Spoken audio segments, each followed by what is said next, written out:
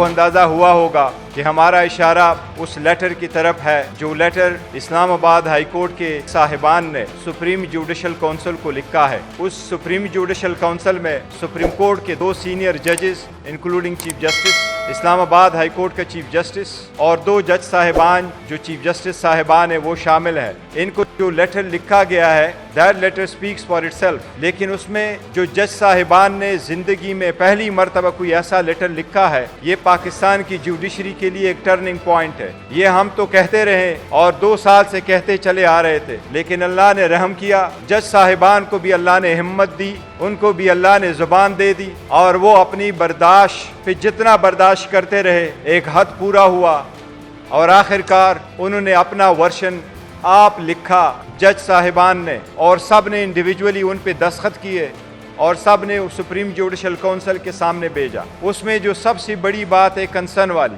वो सिर्फ ये नहीं है कि उन्होंने ये जिक्र किया है कि Islamabad high court general judiciary में किस किस्म की इंटरफेरेंस हुई है, बल्कि उन्होंने लेटर में ये भी लिखा है कि वो इंटरफेरेंस आज भी कंटिन्यूड है। इस किस्म की इंटरफेरेंस की हम शदीद मजम्मत करते हैं और लेटर में ये लिखा है कि ये इंटरफेरेंस वो सिर्फ पॉलिटिकली मोटिवेटेड केसेस में पॉलिटिकल कंसीक्वेंस का लफ्ज़ जज साहिबान ने इस्तेमाल किया है, वो सिर्फ पाकिस्तान तहरीक इंसाफ के थे। चाहे वो टरियान का केस है जिसमें उन्होंने जिक्र किया था, जो हम पहले मरतबा भी मीडिया के सामने ला चुके थे, हमने इन राइटिंग कोर्ट के सामने भी उनको रखा था। तो शखाना का केस भी शामिल है जिसमें सेशन जज साहिब पे जिस किस्म की प्रेशर डाला गया है, लिहाजा उसके जो तनाजुर है कंटेंट्स है, उस लेटर के कंटेंट्स में अगर आप डीपली जाएं तो कोई एक जज नहीं, 2 जज नहीं, 3 जज नहीं, इस्लामाबाद हाई कोर्ट के 6 जज साहिबान